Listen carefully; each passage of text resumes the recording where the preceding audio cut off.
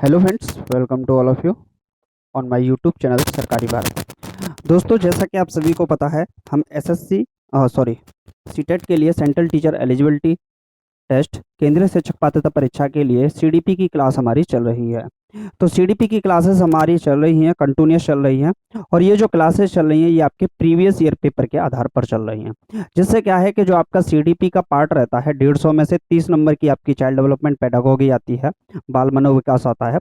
तो इसके अंतर्गत जो क्वेश्चंस पूछे जाते हैं उसमें से ये मान लीजिए 30 क्वेश्चन आते हैं। 30 आउट ऑफ 30 आप यहाँ पर स्कोर कर जाओगे, क्योंकि सीटेट की एक खास बात है कि ये प्रीवियस ईयर क्वेश्चन का बहुत बड़ा पार्ट जो होता है वो रिपीट होता है। 90 टू 95% यहाँ पर क्वेश्चंस रिपीट देखने को मिलते हैं। सिर्फ लैंग्वेज का डिफरेंस देखने को मिलता है, क्वेश्चन का लेवल वही रहता है, टॉपिक्स वही रहते हैं, सारी चीज़ें वही देखने को मिलती हैं। तो सीटेट का नोटिफिकेशन भी जारी हो चुका है, ये तो आप सभी को पता ही है। आप अपना फॉर्म फास्टली भर दीजिएगा, जल्दी भर दीजिएगा, ताकि उसमें टाइम ना लगे और एग्जाम सेंटर आपका कहीं बाहर ज़्यादा दूर ना पड़े, होम सेंटर ही आपका पड़ जाए। तो इसलिए फॉर्म को फिलअप कर दीजिएगा। क्लियर है? तो बाकी आप लोग समझदार हैं, मुझे बताने की आपको ज़रूरत नहीं है। क्लियर? तो सीडीपी के यहाँ पर क्वेश्चंस देख लेते हैं। प्रीवियस ईयर का पेपर है, अभी ये जनवरी 2023 का ही पेपर है, जो कि सीटेट के द्वारा कंडक्ट कराया गया था, दिसंबर 2022 वाला। क्लियर है? तो यहाँ पर कैसा पेपर आता है, पेपर का पैटर्न कैसा रहता है, क्वेश्चन किस प्रकार के पूछे जाते हैं, वो आप लोग देख लीजिए। तो पहला प्रश्न आपकी स्क्रीन पर है। मैं आपका समय बिल्कुल बर्बाद नहीं करूंगा, बाकी लाइक सब्सक्राइब कमेंट वगैरह आप लोग जो चाहें वो कर सकते हैं। इसकी पीडीएफ है, उसकी टेलीग्राम पर मिल जाएगी, जिसका लिंक वीडियो के डिस्क्रिप्शन में आपके लिए अवेलेबल है। पहला प्रश्न है, यदि गतिविधि को महत्व नहीं दिया जा रहा है, ये आपसे नहीं पूछा है, नहीं दिया जा रहा है, तो विद्यार्थी द्वारा किस अनुभव करने की संभावना है। यहाँ पर अगर एक्टिविटी की बात करें तो student are likely to experience fill in the blank when the activity is not valued by them. अगर एक्टिविटी को वैल्यू नहीं किया गया है, एक्टिविटी को वैल्यू नहीं किया जाएगा तो बच्चे को डिस्कशन के अंतर्गत ना लाया जाए एक तरीके से, तो एक्टिविटी को वो वैल्यू नहीं कर पाएगा। ठीक, एंगेजमेंट की बात नहीं होगी, एक्टिवली पार्टिसिपेट सक्रिय भागीदारी की यहाँ पर बात नहीं होगी, क्योंकि बच्चा यहाँ पर सक्रिय भागीदारी का पार्ट नहीं होगा। क्लियर? क्योंकि वो एक तरीके से एक्टिविटी को वैल्यू नहीं कर रहा है इस तरीके से। तो महत्व तो नहीं दिया जा रहा है, किस में नहीं दिया जा रहा है, अब ये आपके ऑप्शंस पर डिपेंड करता है। देखिए, जिज्ञासा, अगर किसी बच्चे के अंदर जिज्ञासा है, उत्सुक है, क्यूरियस है किसी चीज को सीखने के लिए, तो वहां पर तो उसके गतिविधि को क्या दिया जा रहा है, उसकी एक्टिविटी को महत्व दिया जा रहा है। तो ये तो आपका ऑप्शन हो नहीं सकता। क्लियर है? क्योंकि यहाँ पर तो महत्व दिया जा रहा है। उत्साह, अगर बच्चे में क्यूरियसिटी है, उत्साह है, उत्सुक है, तो फिर वो महत्व दिया जा रहा है कहीं ना कहीं। आनंद की भावना तभी पैदा होती है जब वो खुशी खुशी पढ़े एक तरीके से। लेकिन बोरियत की बात करें, हाँ, बोर्डम की बात करें, तो यहाँ पर बच्चा क्या है, एक्टिवली पार्टिसिपेट भी नहीं करेगा, इंगेज भी नहीं करेगा, और एक भी चीज नहीं होगी उनमें से। तो ये वाला आपका क्या है, इसमें महत्व नहीं दिया जा रहा है। इन सारी की सारी चीजों में महत्व दिया जा रहा है, लेकिन इसके अंदर महत्व नहीं दिया जा रहा है गतिविधि को। क्लियर है? तो यहाँ पर एक्टिविटी की बात करें तो एक्टिविटी को यहाँ पर वैल्यू नहीं दी गई है, किसके अंदर, बोरियत के अंदर। क्लियर है? नेक्स्ट क्वेश्चन, नेक्स्ट क्वेश्चन आपकी स्क्रीन पर है, लगाइए इसका राइट आंसर क्या है। देखिए, ज्यादातर क्वेश्चन आपको हिंदी इंग्लिश दोनों में देखने को मिल जाएंगे, लेकिन कुछ क्वेश्चन ऐसे हैं जो आपको हिंदी में ही देखने को मिल सकते हैं। प्रश्न आपके सामने है, लगाइए इसका राइट आंसर क्या होगा। क्वेश्चन है, स्कूल अध्यापिका ऋचा अपने विद्यार्थियों को अवधारणात्मक समझ, ये वाला समझिएगा, अवधारणात्मक समझ को समन्वित करना चाहती है, इसके लिए उसे क्या करना चाहिए। Richa, a school teacher wants to promote conceptual understanding. अगर कॉन्सेप्चुअल अंडरस्टैंडिंग बनाना चाहती है among her students, to do so she should, उसे क्या करना चाहिए। अगर वो उनके अंदर कॉन्सेप्ट को, कॉन्सेप्ट मैपिंग भी बोल सकते हैं, उसको लाना चाहती है, कॉन्सेप्चुअल अंडरस्टैंडिंग को लाना चाहती है, तो उनको क्या करना चाहिए। विद्यार्थियों को प्रश्नों का समाधान निर्धारित रूप से करने के लिए कहना चाहिए। निर्धारित रूप से ही क्यों, निर्धारित रूप से ही क्यों करना चाहिए, प्रिस्क्राइब्ड मैनर ओनली, तो ओनली भी यहाँ देख सकते हैं आप, ये आपके आंसर को क्या कर देगा, गलत कर देगा। विद्यार्थियों को प्रश्नों का समाधान निर्धारित रूप से ही करने के लिए कहना चाहिए, करना चाहिए। तो निर्धारित रूप से ही क्यों, विभिन्न तरीके होने चाहिए, मल्टीपल वेज होने चाहिए, मल्टीपल मैनर होने चाहिए किसी भी प्रश्न को हल करने के लिए। प्रक्रियात्मक ज्ञान, और अधिसंज्ञानात्मक कौशलों पर ध्यान देना चाहिए। बात तो ठीक लग रही है। Focus on procedural procedural knowledge and metacognitive skills, ये तो बात ठीक लग रही है। आगे पढ़ लेते हैं। विषय वस्तु को कंठस्थ स्मरण, रोट मेमोराइजेशन की बात की जाएगी तो यहाँ पर आपके आंसर को गलत कर देगा। Emphasise on rote memorisation on of content, तो अभी भी आप क्या करेंगे, रोट मेमोराइजेशन पर बल नहीं देंगे, रोट मेमोराइजेशन पर अपना इतना प्रभाव नहीं डालेंगे।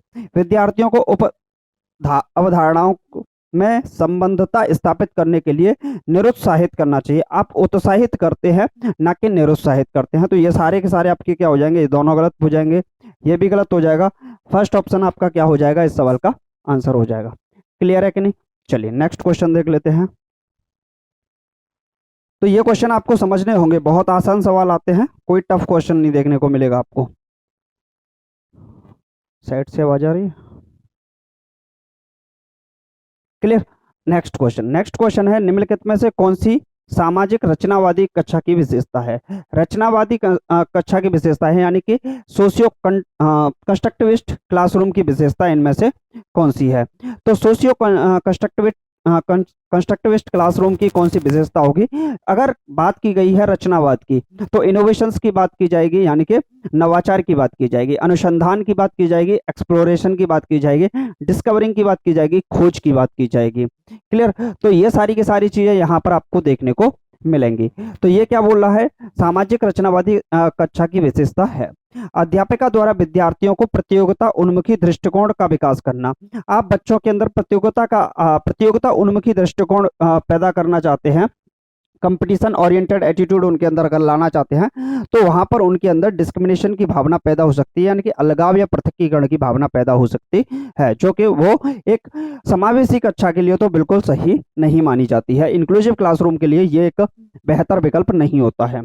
अन्वेषण संबंधी, मैंने अभी बोला था, क्या बोला था, एक्सप्लोरेशन की बात। अन्वेषण संबंधी अधिगम के लिए अनुकूलित प्रवेश, बात तो ठीक लग रही है। An environment conducive for discovery learning, मैंने अभी बोला था डिस्कवरी लर्निंग या फिर इनोवेशंस की बात की जाएगी, एक्सप्लोरेशन की बात की जाएगी, कोई भी वर्ड आपको यहाँ पर देखने को मिल सकता है, तो ये बात ठीक लग रही है। कंठस्थीकरण, आप रोट मेमोराइजेशन पर इतना बल नहीं देंगे, पर केंद्रीय शिक्षण शास्त्रीय प्रविधियां होने, आपका जो शिक्षण शास्त्रीय प्रविधियां हैं वो आपकी कंठस्थीकरण ना होकर आपकी कैसी होनी चाहिए, CCEO होनी चाहिए, चाइल्ड सेंटर्ड एजुकेशन होनी चाहिए, शिक्षार्थी केंद्रित आपका इवेल्युएशन होना चाहिए, शिक्षार्थी संबंधी आपका अधिगम होना चाहिए, और शिक्षार्थी संबंधी आपका शिक्षण शास्त्रीय होना चाहिए। क्लियर है कि नहीं? कोई दिक्कत? चलिए नेक्स्ट क्वेश्चन, नेक्स्ट ऑप्शन है मानकीकृत पाठ्यचर्या। देखिए मानकीकृत पाठ्यचर्या की यहाँ पर बात नहीं की जाएगी। आपका जो स्टैंडर्डाइज करिकुलम नहीं होना चाहिए, ये जो आपका करिकुलम है वो आपका कैसा होना चाहिए, फ्लेक्सिबल होना चाहिए, लचीला होना चाहिए एक तरीके से। ठीक है, तो जो सांस्कृतिक विभिन्नताओं को ध्यान न रखती हो, तो ये तो गलत हो ही गया। तो यहाँ पर अगर सेकंड ऑप्शन की बात की जाए, अन्वेषण संबंधी अधिगम के लिए अनुकूलित परिवेश, जो कि आपका सही होगा। आपका जो एनवायरनमेंट है वो आपका कैसा होना चाहिए, यहाँ पर कंड्यूसिव फॉर डिस्कवरी लर्निंग देखने को मिलना चाहिए। क्लियर है?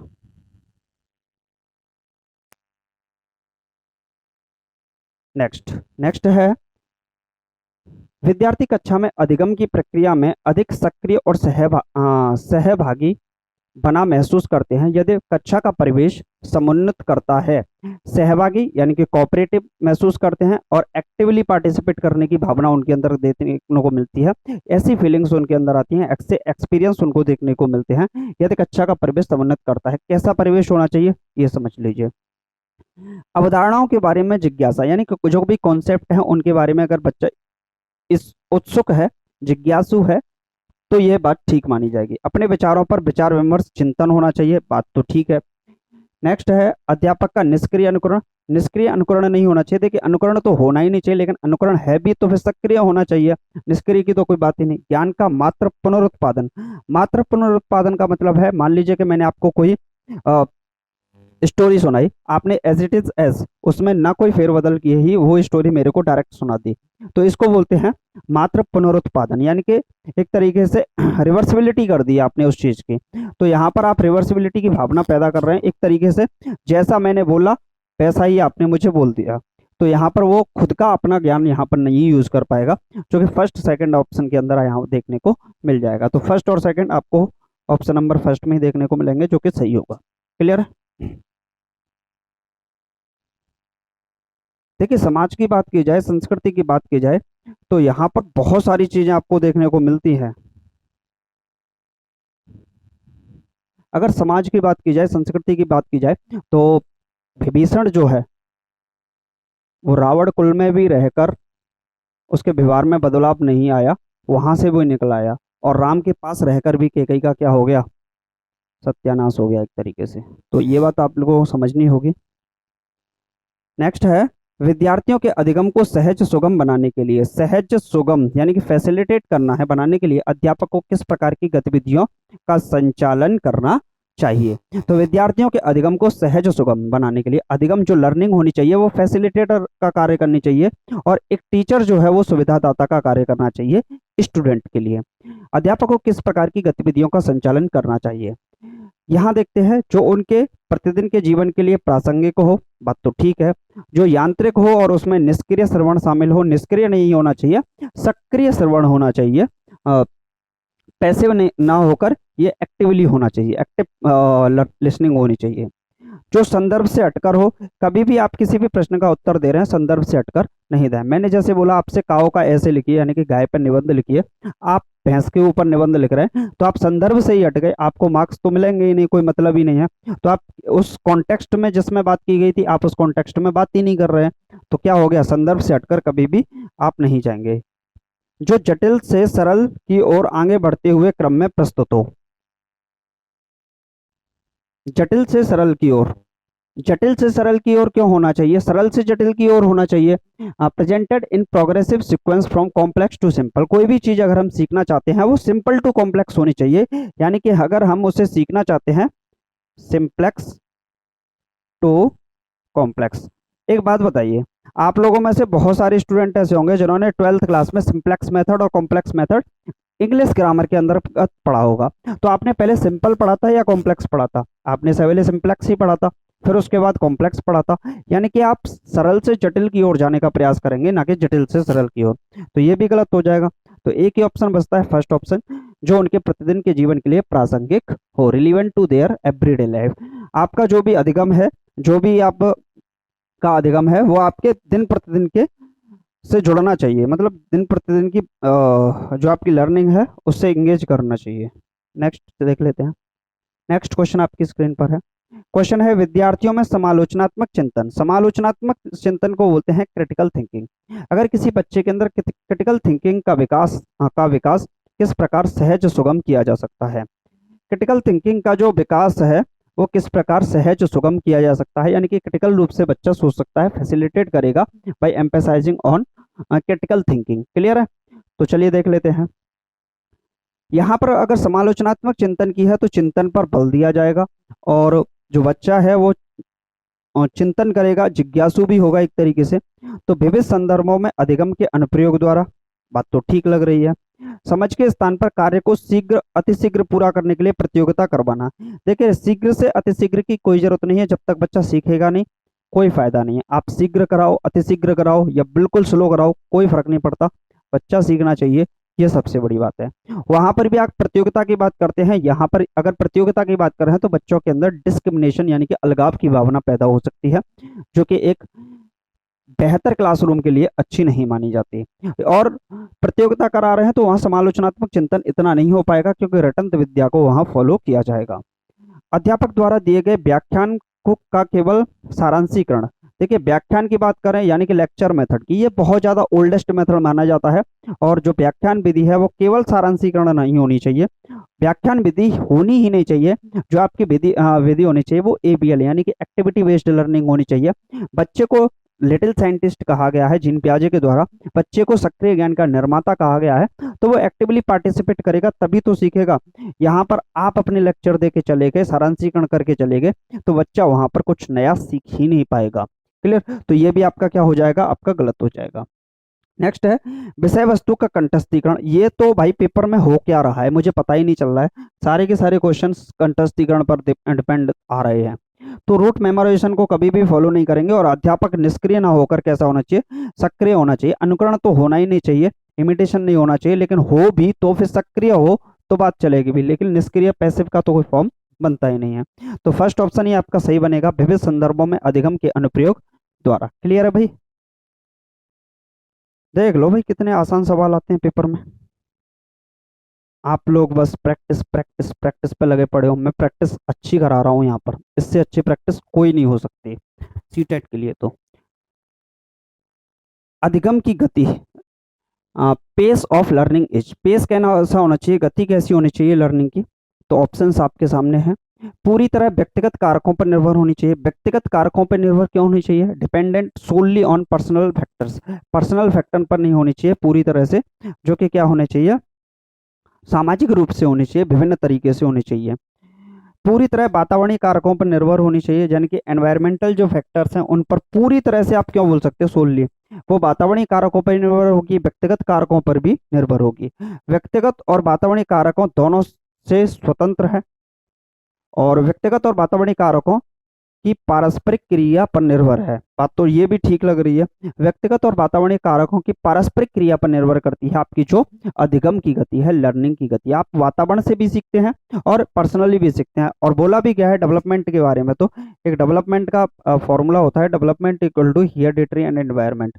वुडवर्ड साहब ने दिया था, जो कि एक व्यवहारवादी थे। उन्होंने बोला था जो विकास होता है वो आनुवंशिकता और वातावरण का गुणनफल होता है। तो आनुवंशिकता को आप व्यक्तिगत रूप से ले सकते हैं, और इन्वायरमेंट को वातावरणीय कारकों पर ले सकते हैं। इनका गुणनफल होता है या इनकी पारस्परिक अंतःक्रिया के द्वारा होता है। तो ये आपका सही हो जाएगा। तो फोर्थ ऑप्शन यहाँ पर राइट होगा। क्लियर? नेक्स्ट क्वेश्चन आपकी स्क्रीन पर है, चलिए लगाइए। विद्यार्थियों की वैकल्पिक अवधारणाएं, फिल इन द ब्लैंक में क्या आएगा? Alternative concepts of students. किसी भी क्वेश्चन को सॉल्व करने के लिए, किसी भी प्रॉब्लम को सॉल्व करने के लिए आपके पास अल्टरनेटिव ऑप्शंस होने चाहिए उसे सॉल्व करने के लिए। तो क्या हो सकते हैं जो अल्टरनेटिव ऑप्शंस, अल्टरनेटिव जो अवधारणाएं होती हैं, कॉन्सेप्शंस होते हैं, उनका क्या करोगे आप? अनदेखी करके निरुत्साहित करना चाहिए। आप अनदेखी नहीं करोगे। जो अल्टरनेट हैं वो बहुत अच्छे माने जाते हैं किसी भी क्वेश्चन को सॉल्व करने के, किसी भी प्रॉब्लम को सॉल्व करने के लिए अल्टरनेट होने चाहिए। आपका एक काम, एक जो मेथड है काम नहीं कर रहा है तो दूसरा मेथड कार्य कर जाए, दूसरा ना कर रहा है तो तीसरा कर जाए। क्लियर? उसके अनुभवों से संबंधित नहीं है, अनुभवों से संबंधित होना चाहिए। क्लियर? ये भी गलत होगा। हमेशा अत्यंत गलत होती है और तर्कहीन चिंतन की प्रक्रिया को दर्शाती है। हमेशा आप कैसे बोल सकते हो? और अत्यंत गलत होती है, ये भी आप नहीं बोल सकते, क्योंकि अल्टरनेट जो माने जाते हैं वो बिल्कुल सही माने जाते हैं। आप अगर गलत भी कर रहे हैं तो कोई फर्क नहीं पड़ता, आप कभी तो सही करेंगे, किसी ना किसी मेथड से तो उस प्रॉब्लम को सॉल्व करेंगे। तो ये डिपेंड करता है, अगर आप गलत कर रहे हैं तभी तो सही कर पाएंगे, तो अत्यंत गलत तो कहना बहुत ज्यादा गलत है। अर्थ निर्माण की प्रक्रियाओं में घड़ी हुई एक सहज संरचनाओं को दर्शाती है। देखिए जो अर्थ निर्माण है, इलस्ट्रेट्स देयर नीव theories constructed in the process of meaning making. जो मीनिंग मेकिंग अगर वर्ड आपको दिख जाए तो ये आपके पॉजिटिव वर्ड की तरफ माना जाता है, और ये आपके आंसर को भी सही कर देता है। क्लियर? तो मीनिंग मेकिंग आपको कहीं भी दिख जाए तो ये आपके आंसर को सही करेगा। और जो अर्थ निर्माण की प्रक्रिया है वो गढ़ी हुई सहज संरचनाओं को दर्शाती है, ये भी बात बिल्कुल सही मानी जाती है। क्लियर? ये आपके अल्टरनेट के लिए भी सही है।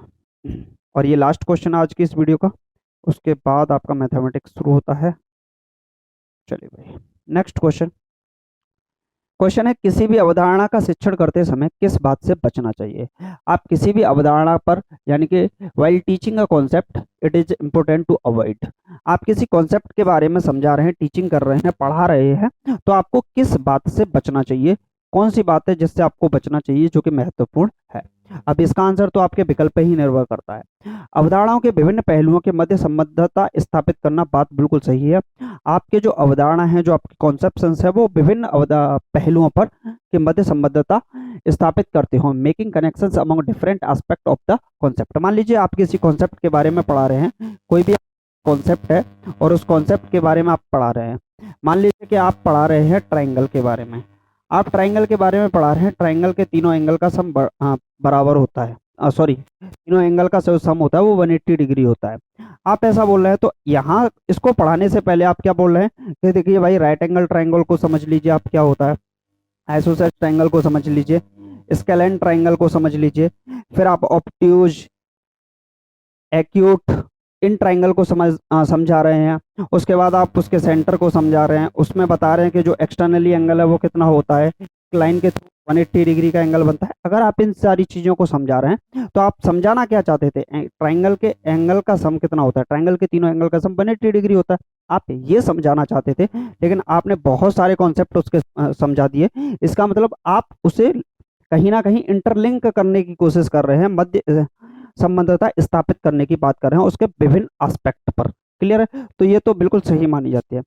कारक प्रभाव संबंधों को रेखांकित करना, जो भी आपके कॉज फैक्टर रिलेशंस हैं उनको आप क्या कर रहे हैं, लाइटनिंग कर रहे हैं, तो हाँ हाईलाइटिंग कर रहे हैं, जो कि बिल्कुल सही भी माना जाता है।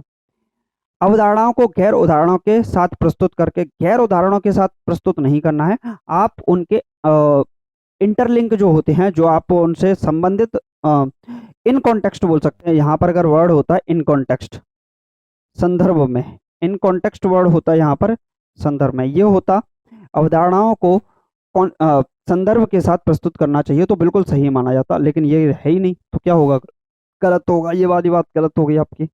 नेक्स्ट है, संप्रत्तियों की विषय वस्तु को जानकारियों से असंबंधित खंडों के रूप में प्रस्तुत करना। असंबंधित खंडों के रूप में आप प्रस्तुत नहीं करेंगे, तो काफी ज्यादा ही ज्यादा खतरनाक है भाई।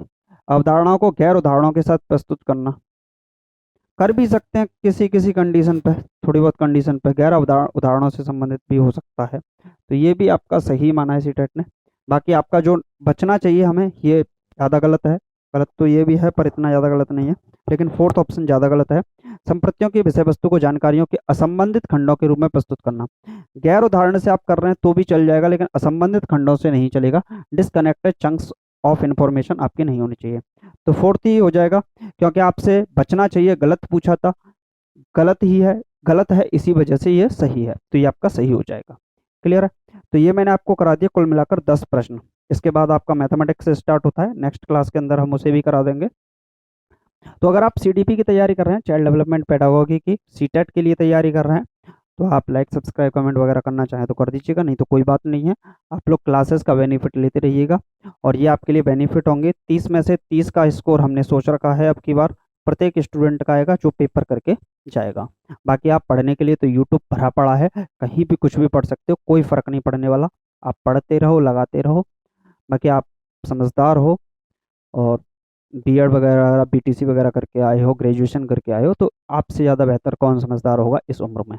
आपकी कम से कम 23 24 25 30 साल की उम्र होगी, तो जो भी आपकी उम्र है, तो आप समझदार तो हैं, ये समझ लीजिएगा। बाकी आप लोग अच्छे से समझ जाओगे कि कौन बेहतर है कौन ना बेहतर है। प्रैक्टिस मैं भी करा सकता हूँ, प्रैक्टिस मैं ही करा रहा हूँ, लेकिन पेपर्स के साथ करा रहा हूँ, इसका मतलब ये आपको डायरेक्टली वहाँ पर देखने को मिलेंगे। क्लियर है? तो चलिए मिलते हैं नेक्स्ट वीडियो में। Thank you for watching this video.